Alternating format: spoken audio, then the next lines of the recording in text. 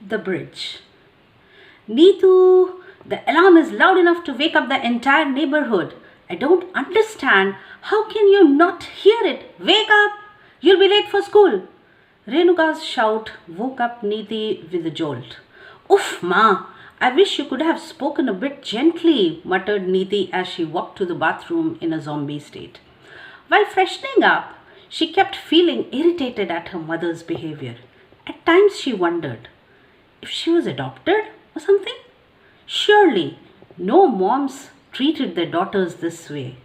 Mom was always trying to prove that children need to listen and follow whatever their parents told them. In her book, parents are always right. Are you going to stay inside the bathroom till your assembly is over? Another shout, and Neeti grudgingly rushed to finish dressing up.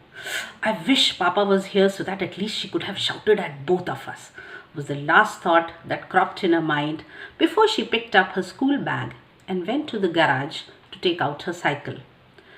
As Renuka came out of the bathroom, she watched helplessly at the half-drunk glass of milk and the partially eaten paratha left behind by Neeti.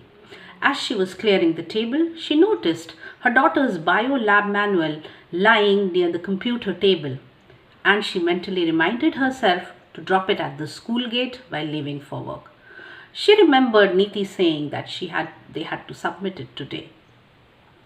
She felt a little guilty for not being able to help Neeti with her studies much. Besides, whatever little conversations that they had, it always ended up into some argument or other. She was finding it increasingly difficult to cope up with home and work challenges simultaneously. She worked in a bank, and due to some recent government policy changes, the bank employees were having a really tough time being overworked. That was making her more irritable than usual. Her husband worked in marketing and sales area, so 3 weeks in a month he was on tours. She was the only one left to deal with the teenage tantrums of Neeti, and at times it became too much for her. She often wondered as to how someone who was so perfectly behaved just a couple years ago could become so careless and defiant all of a sudden. As she locked the house, she stared blankly at the walls for a while, as if searching for answers. The walls stared back at her, unresponsive, but watching each other sadly at the widening chasm between the mother-daughter duo. Back in the class, Neeti searched for Arunima as she wanted to share with her the rude way in which her day had become. With changing seating arrangements every day, today Aru was sitting a bit far away from her. As Hina ma'am turned to the blackboard to write the next sum, her eye caught Aru's. Responding to the query in her eyes, she mouthed, "M.I." Aru understood the code and responded by mouthing, "P.M." Neeti couldn't help but smile at the way her friend understood her, and as she was about to nod her head vigorously, Sinha ma'am's voice rang out sharply. "We know, Neeti Shankar, that you made your plates yourself today, but I would prefer to see your face rather than your hairstyle." The entire class tittered and Neeti blushed to the core. So, Mother India was once again in her parliamentary mode in the morning?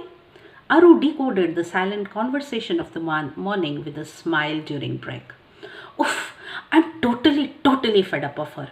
It's a mission to keep coming at me for each and everything. She keeps shouting all the time. She doesn't listen to whatever I say. It's just like what happens in the parliament. Everything I do, she's so quick to find faults with it. Nothing is ever satisfactory for her. She complains and scolds and cribs and reprimands every moment. It's like we're fencing with each other all the time. If I'm studying maths, she'll say, "Why are you not studying English?" If I'm watching TV, she'll say, "Clean your room." If I'm in my room, she wants me to come and sit with her. She has problems with everything I do. Angry tears threatened to escape, but she brushed them away. Aru couldn't stop herself from giving out a big hug to her troubled friend. I wish my mother learned something from your mother, Neeti said wistfully. But Aru was quick to point out that research showed it was a universal issue between teenage daughters and mothers. So you mean to say that your mother is also after you like this? Neeti wanted to know. Aru said, yes, there are times when she is totally exasperating. But it's okay. How can it be okay? Our parents think that we do not have any sense. We cannot decide what's right and what's wrong. They never listen to us, but strangely, they always want us to listen to them. That's not fair. There are so many whys and wherefores with them. Why do you have to know whom we are talking to? What are we talking about? They are the worst kind of spies possible. They don't even think that we also want some privacy. They even want us to wear the dresses they choose for us. They compare us every now and then with some classmate or other. But if we compare them with other parents, they don't like it at all. All they want us is to study and study and study, or else do whatever they think is right or good for us. Please, please, please, someone explain to them that they should let us grow up in our own way. It hurts to be constantly reminded of our failures or that we are not good enough. It hurts to know that however hard we try, it's never good enough for them. How can they not see the way they damage our progress by not appreciating our little achievements? How can they not understand that all we want from them is a pat on the back, a hand on our head, and a warm hug? It seemed that there was no stopping Neeti. It was as if a dam had burst, and she wanted everything that was pent up inside her to find an outlet. Aru heard out her friend patiently, but before she could say anything, break was over. Rest of the school hours passed as usual. There were some anxious moments for Neeti when she couldn't find her lab manual in her bag, but was immensely relieved when it was delivered to her class in time. As the school got over and they made their way to the gate, Aru caught up with her once again. Don't forget to thank your mom for sending that lab manual in time. Otherwise, Saloni ma'am would have barred you from the next 2 practical classes, she gently reminded Neeti. Why? Why do I need to thank her? It's her responsibility to take care of me and my things. Neeti was quick with the rejoinder. Oh God, you are impossible. I know that at times you feel I also lecture you, but I believe there is some truth in the things I say. That's why you always talk to me whenever you are troubled. I know you are way sensible than others our age, but where do you get all this wisdom from? Neeti wanted to know. I wish you could have met my grandmother. She had such a wonderful way of explaining things and sorting out issues. It really helped me understand so many things in a better way. And trust me, it made my life so much more enjoyable. Aru's eyes were lit up with memories. Coming back to Neeti's outburst earlier, she continued, we expect our parents to do their duty, but what about us? Is it fair that we have justifications for all our actions because we think they are right? But we are teenagers and we need to find our own path. We want guidance, but not something forced upon us. Neeti was still insistent. Yes, I agree at times. They can be too persuasive, but we are also stubborn at times. We love to defy and rebel. Maybe it makes us feel grown up. Yes, they do scold us at times. They do disagree with us at times. But can we not sit with them and explain things to them? Can we not have a sensible conversation with our own parents? Aru was trying hard to help her friend see reason. But the problem is that they don't listen to us, Aru. Maybe your mother does, but mine doesn't. Neeti was not ready to concede. You know, every time my mother and I have an argument, we look for an opportunity to explain our point of view. So we text each other from our rooms and become 2 people listening to each other. Aru wanted to make her friend understand that mothers were humans too.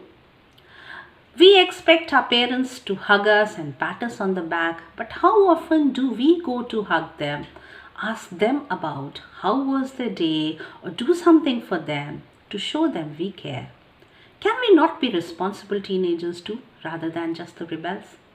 Before Neeti could reply, she saw Mrs. Sarkar, who had come to pick up Aru. Some really intense discussions going on, I see. I hope I didn't interrupt on anything important, said Mrs. Sarkar with a twinkle in her eye. Neeti greeted her and Aru piped in.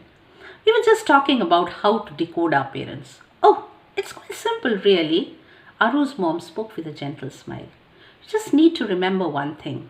Parents love their children and want the best for them, no matter what. They might not be able to express it in the best possible way at times. They too can get angry, feel sad, or feel helpless about certain things in their life which they can't share with their children. But nothing changes the fact they do care for them in their own special way.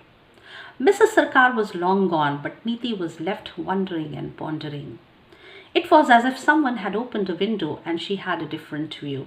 She had never thought about things in this way. So many little things that her mother did for her came flashing at her. She started feeling a little ashamed at the way she behaved at times. She now wanted to rush home and do some serious thinking before her mother came back from work. On reaching home, she was surprised to see that Ma was already back. As soon as the door opened, she rushed to give Renuka a big hug. Thank you and sorry, Ma, she whispered. Renuka was amazed. Was she hearing and seeing right? Her rebel queen was apologizing and showing gratitude in the same breath. She held her tight and then they both proceeded to have their lunch together. Neeti wanted to throw her bag in the corner, but she checked herself. She even gave her tiffin for cleaning and put her school uniform in the washing machine. Sitting across the table, she noticed the tiredness around Renuka's eyes. You look tired, Ma. Is that why you came home early? She inquired. Had a tiring day today. We had a difficult customer today, replied Renuka. Don't know what was wrong with her. She was making such unreasonable demands, being so impatient that even the other customers were getting harassed. I think I know what her problem might have been, Neeti said with a glint in her eye. What? Renuka inquired with amusement. She too must be having a troublesome teen at home. Both of them burst out laughing at the reasoning, and the house rang with laughter. The walls smiled at each other as they could witness a bridge being built over the chasm.